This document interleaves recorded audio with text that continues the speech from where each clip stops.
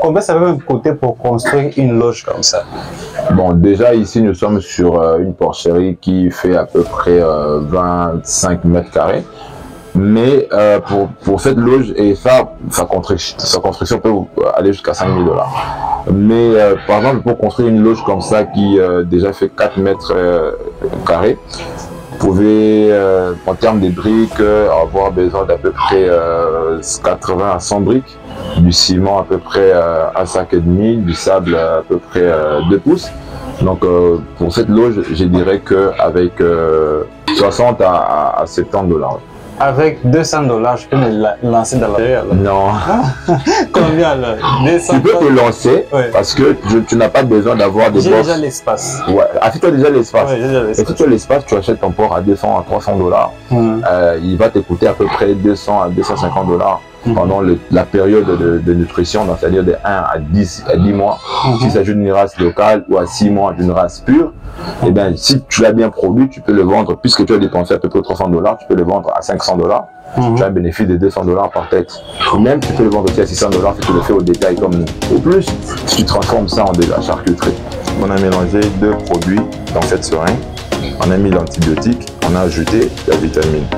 Parce qu'ils ont le même mode d'administration, intramusculaire. Quand on injecte ça, le tout va dans le muscle. Donc il n'y a pas de problème à mélanger.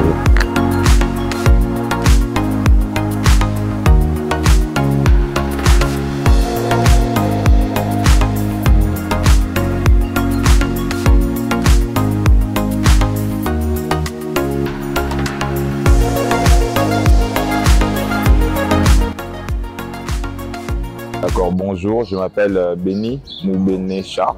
Moubenecha, comme ça qu'on m'a dit de le prononcer. Ah. Oui, je suis entrepreneur agricole et aujourd'hui nous sommes spécialisés dans l'élevage porcin. Donc on fait de l'élevage porcin à Kinshasa avec un plan d'expansion dans le à Djilly-Brasserie vers le Congo central. Ah, pourquoi là-bas? En raison d'espace, parce qu'ici on a très peu d'espace et comme vous le savez, l'élevage marche bien avec l'agriculture. On n'a pas l'espace pour cultiver les produits agricoles dont on a besoin pour la nutrition de nos bétails. Donc, à l'époque, on faisait comment on prend un mâle et une femelle, on les associe. Le mâle monte sur la femelle lorsque la femelle est dans sa période ovulatoire. Aujourd'hui, avec l'évolution de la technologie, c'est possible de prendre que le spermatozoïde du mâle et puis on va faire entrer ça dans le vagin de la femelle et ça va produire des bébés après. Le but, c'est de faire l'amélioration génétique. Donc, on importe des semences de porcs de race pure, notamment en France, qui ont déjà développé la génétique. La génétique, l'important, c'est que vous avez une bonne qualité de la viande, une bonne croissance et une bonne valorisation de l'aliment. Il peut manger moins d'aliments, mais il gagne plus de poids. Par exemple, un porc de 6 mois peut atteindre 100 kg, contrairement à nos races hybrides locales qui, au bout de 6 mois, font la moitié, donc 50 kg. Mais chez eux, 6 mois, 100 kg, donc tu peux déjà abattre un porc à partir de 4-5 mois. Ça te fait un gain en temps. Tu investis moins, mais tu gagnes plus. Pour la logique, vous allez voir la première génération de porcs issus d'insémination artificielle. Ils sont là-bas, ils sont encore des petits. Donc eux, maintenant, on les prépare pour qu'ils puissent produire la première génération. Donc eux, ils sont considérés comme des races locales, plus les races pures. Ça va faire 50-50. Donc on va avoir une nouvelle génération et on va continuer comme ça 4 fois. Et là, on aura vraiment des races pures. C'est eux qui atteignent le poids de 100 kg au bout de 6 mois. Ici, là, vous avez combien de porcs au total? Au total, mon Dieu, au total, on a, bon, plus ce qu'on a vendu, on a 4, 3, ça fait 7 plus 9, on est autour de 16. 16 plus 2, 18. Donc, on a vendu hier, c'était 19, plus les autres, on a vendu précédents. On était autour de 25 avant que, quand on parlait avec vous. Ah, ok. C'est bien. Ça, c'est des déchets. On a un gros territoire. Ça aussi, c'est une jeune femelle. C'est la commande bien client, mais elle est agitée comme ça parce qu'elle est en chaleur. Ah, elle est en quoi? En chaleur. Chaleur, c'est quand tu as besoin d'un mâle pour ah, ok. Elle est un peu souffrante. Elle est souffrante, hein? C'est pas, avec elle, on va commencer le traitement. Si vous remarquez, ça bouffe. vous voyez, c'est un signe. Tu montres, si le porc ne mange pas tout, c'est qu'il y a un problème. Il cause à la banyama, ou bien il cause à la paix problème. Donc là, j'ai des produits, ce que j'ai pris ici. On va commencer par la soigner et suivre son évolution. Je crois que ça ira bien. C'est facile ce job? Facile comment? Genre, tout ce que vous êtes en train de faire, c'est facile. Mais est-ce que ce que vous faites, c'est facile? Donc il n'y a rien de facile. Il n'y a rien de facile. Ok, ça va. Mais tout homme doit travailler. Si tu ne travailles pas, tu ne manges pas. Et c'est pour nous un grand plaisir de faire ça. Parce que ça nous permet aussi d'avoir de quoi manger. Ok. Ils ont peur de nous. N'ayez pas peur, on prend juste des photos et des vidéos. Ils vont sortir. Ah, mais là, ils ont combien de mois? Ils ont 2 mois et quelques jours. Wow. C'est eux qui sont issus d'insémination artificielle. Ah. On avait importé les doses. Bon, j'ai les images, je peux te l'envoyer sur WhatsApp. Okay. Comment on a procédé à l'insémination. Celle-là, c'est leur mère. Celle qui est malade. Malade là. Ouais. Ah. Ouais. Bon, ils ont vu quand même beaucoup de gens, ils sont effrayés. Ils n'ont pas l'habitude de voir tout un monde. Bonjour, tonton. Lui, c'est Pacheli. C'est lui qui gère la ferme au quotidien. Ah, c'est lui qui gère? Ouais, au quotidien. Ouais. Bonjour, ça va? Et maintenant? Pourquoi ils sont séparés comme ça? Pourquoi? Ah, l'autre là, elle est malade. Oui, mais il fait bien, même si elle était en bonne santé, c'était toujours leur séparer pour contrôler les processus de reproduction. Sinon, ça va se faire en désordre. Ah. Donc, toi, tu dois prévoir que, maintenant, je vais reproduire. Si tu ne prévois pas ça, parce que le porc, chaque 21 jours, tu peux l'accoupler. Donc, son cycle de reproduction revient chaque 21 jours. Chaque 21 jours. Chaque 21 jours. Donc, en dehors de cette période, et c'est seulement pendant 3 jours. Par exemple, aujourd'hui, nous sommes le 6, non, le 7. Le 7. Le 7. Plus 21, ça fait le 28. Ok. Genre, aujourd'hui, les 7, les 6 et le 5, ce sont ces 3 périodes-là où elle peut être accouplée. Ou à cause de VIM. À partir du 7 jusqu'au 28, elle ne peut pas recevoir la grossesse, elle ne peut même pas aussi accepter un mâle. Mais à partir du 28, du 29 et du 30, elle va encore accepter pendant 3 jours. Maintenant, si toi tu les laisses dans une loge et que tu es absent, le 28, quand ça tombe, toi tu n'es pas là, ils vont s'accoupler. Mais ils vont faire des enfants en désordre. Il vaut mieux que toi tu puisses les programmer. Pour le programmer, comment on fait? Le mâle sont dans leur box, le femelle aussi dans leur box. Quand on veut accoupler, on va prendre la femelle, on la mène dans le box d'un mâle. Mais il faut qu'il soit seulement à 2, le mâle et le truc. Mais puisque nous, on ne veut plus continuer avec ces races ici, nous on veut maintenant des races améliorées qui viennent d'ailleurs, parce que les amis ils ont fait des recherches, ils ont amélioré leur génétique.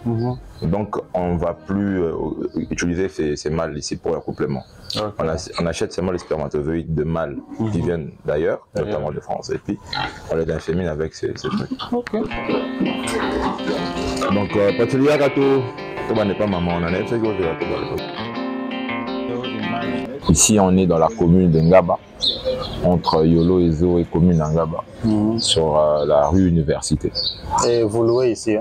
Non, c'est la résidence familiale. Ah, ok, vous avez utilisé un peu une partie. Ouais, j'ai utilisé une partie. Quand est-ce que vous avez commencé ce business? En réalité, moi, à titre personnel, je l'ai commencé en 2023. Mais ce n'est pas là que ça a commencé, effectivement. Moi, lorsque je suis né, j'ai trouvé que mon père était dans ça. Donc, enfant, il m'a initié. Donc, c'est déjà une affaire de plus d'une dizaine d'années. Je suis vétérinaire aussi aujourd'hui. Alléluia.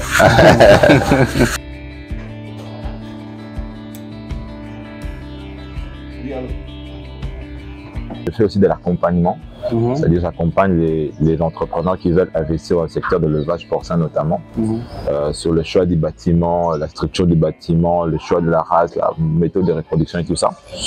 Mais si vous voulez savoir, moi à la base je suis ingénieur. Les gens m'appellent ingénieur et ils pensent que je suis ingénieur agro-vétérinaire. Non du tout, pas du tout, je suis ingénieur technicien. Oui, je suis ingénieur technicien. À la base, j'ai fait des études d'électromécanique. Ok.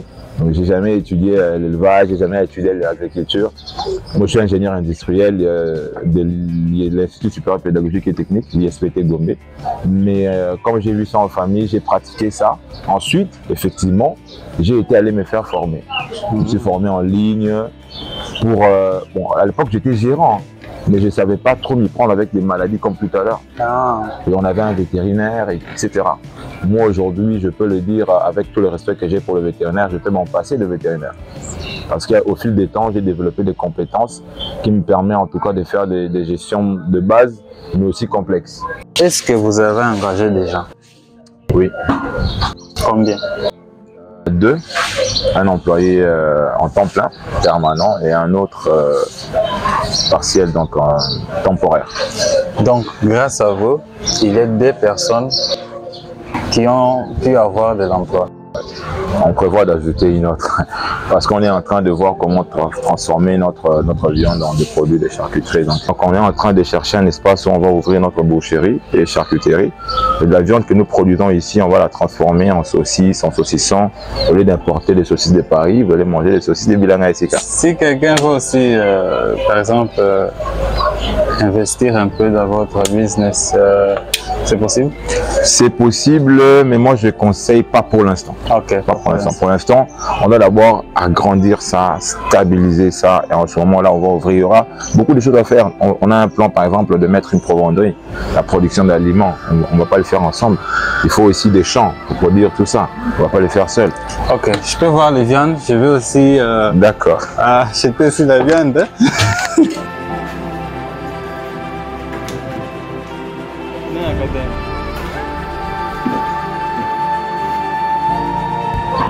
Qu'est-ce que vous pensez de ces gens qui pensent que le gouvernement doit tout créer?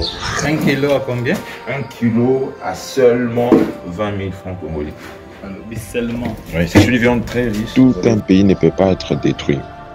Sauf, c'est fait, la majorité des gens sont détruits ou endormis, mais la minorité sont là.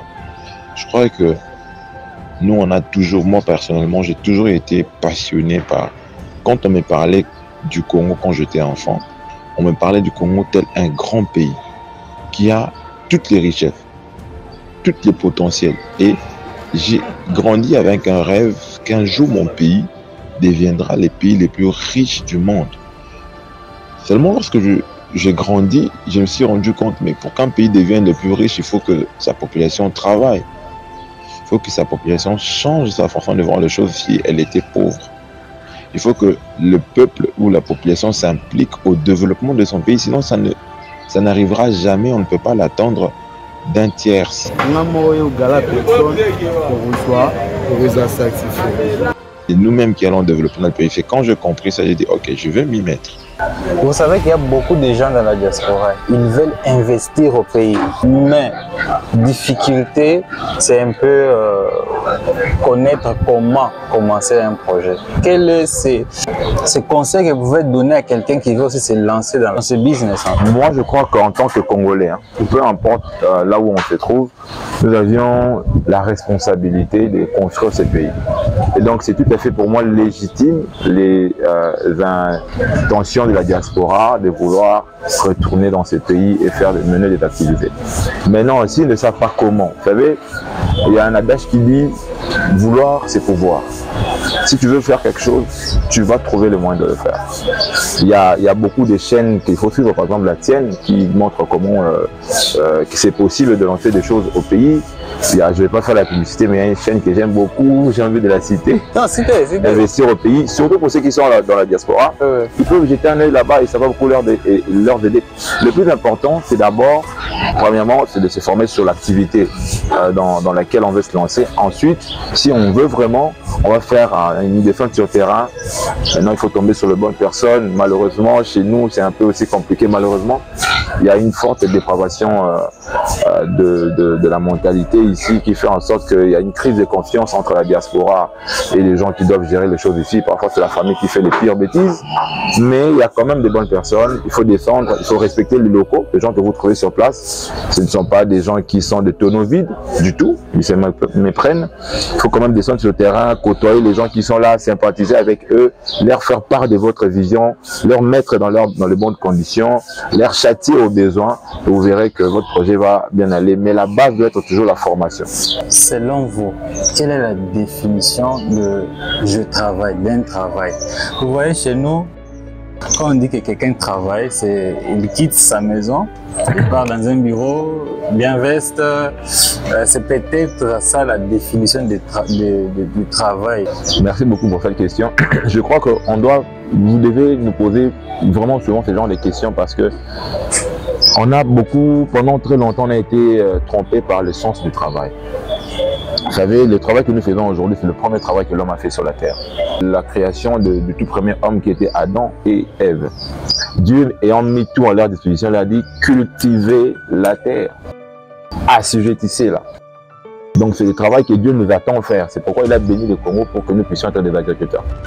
Dans 5 ans, dans 2 ans, lorsque vous viendrez voir les bureaux de Bilanga SK, vous serez quand même étonné. Mais ça n'aura pas été les bureaux qui a créé Bilanga SK, ça aura été le terrain qui a créé ces bureaux-là. Vous voyez?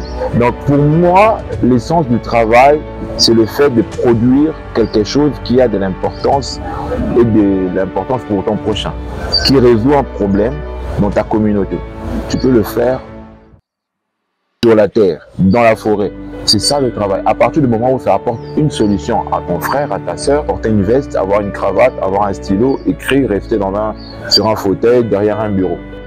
Ça, c'est la mentalité qui, en réalité, a fait passer beaucoup de jeunes à côté de bonnes opportunités de pouvoir se créer eux-mêmes une activité qui allait leur permettre d'avoir à se prendre en charge, mais aussi d'impacter leur communauté. Ils ont beaucoup, pendant très longtemps, attendu le fait qu'on leur embauche. Moi, quand j'étais étudiant en G2, je me suis dit, quand je vais finir les études, je serai un potentiel chômeur. Parce que le débouché professionnel dans notre secteur se font rare. Vous voyez, qu'est-ce que je peux faire pour ne pas me retrouver dans cette situation-là? Je dis, tiens, on a une Porsche chez nous, non? Je peux relancer ça. Ça va me permettre déjà de travailler. Vous voyez, pour moi, c'est le travail, je vais travailler.